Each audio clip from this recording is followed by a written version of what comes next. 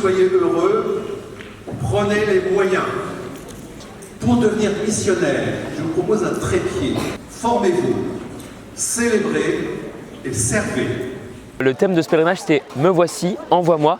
L'idée, c'était de faire découvrir aux jeunes qu'on peut et même qu'on doit devenir missionnaire, c'est-à-dire annoncer qui est le Christ. Donc on s'est mis à l'école des missionnaires du passé, de Saint-Vincent-de-Paul, de Sainte-Catherine-Labourée, de Saint-Pierre-au-Maître. Et puis on a compris que la mission, ce n'était pas quelque chose qui était seulement dans le passé, c'est aussi aujourd'hui. Alors on a rencontré des missionnaires d'aujourd'hui, un frère lazariste, un prêtre des missions étrangères de Paris. Notre évêque aussi a témoigné sur la place de l'Esprit Saint et comment est-ce qu'il pouvait exercer, lui, sa mission en tant qu'évêque dans l'église de Charente.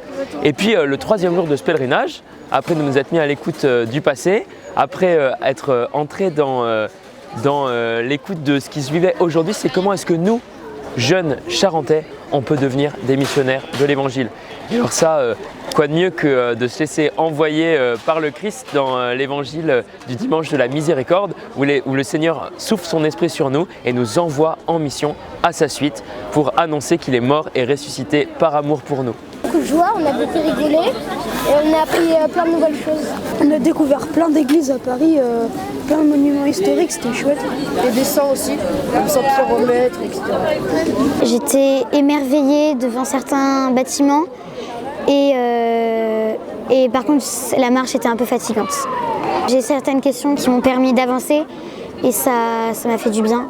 Ouais, j'ai beaucoup aimé ce pèlerinage. L'évêque, il s'exprimait bien et donc on était vachement intéressés par ce qu'il nous disait. On se reconnaissait un peu dans son parcours où il nous disait que lui aussi avait été jeune, que parfois il se posait des questions par rapport à ce qui se passait dans le monde, où était Jésus, où était sa place et comment il était arrivé à être évêque et prêtre. J'ai trouvé les jeunes hyper amicalement, ils sont super, je les ai trouvés agréables à vivre au quotidien.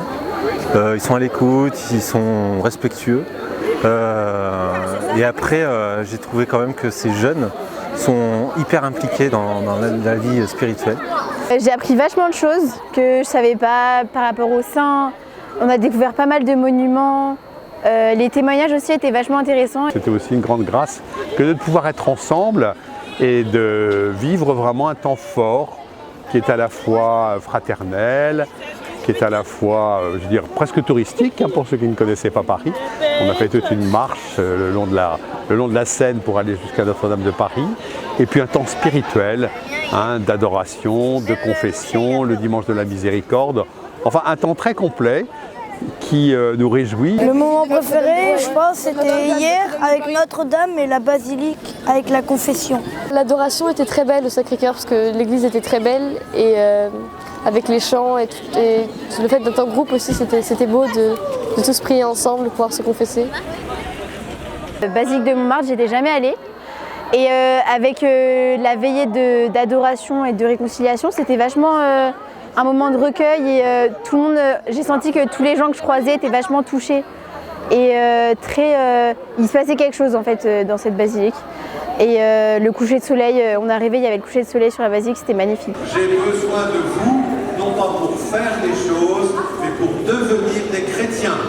Et un chrétien, ça se remarque parce qu'il est lumineux, parce qu'il est solaire, de la lumière même de Dieu. On a aussi découvert que pour donner la foi, on n'était pas obligé de voyager pour la transmettre aux autres et l'apprendre. On pouvait aussi le faire aux personnes qui sont dans notre entourage. Il faut partager sa foi, il faut que tout le monde découvre. On ne force pas les gens, mais il faut quand même faut qu'ils sachent que Dieu est là pour tout le monde, qu'il a assez d'amour pour tout le monde. Moi j'ai toujours voulu essayer de partager ma foi le plus possible, même si c'est un peu compliqué. Donc c'est vrai que ça me donne, du fait de me ressourcer et aussi du coup de parler de ça, ça m'aide à du coup vouloir continuer à essayer de parler de Jésus tout au long de ma vie. Quand je vois ce que ça m'apporte, ça me fait un peu de peine de voir que des gens qui n'ont pas eu la chance de le connaître, et donc je me dis que je peux peut-être les aider en leur en parlant et peut-être les faire connaître. Être toujours dans la joie, et après ils nous poseront la question, qu'est-ce que c'est? Pourquoi? Et la joie.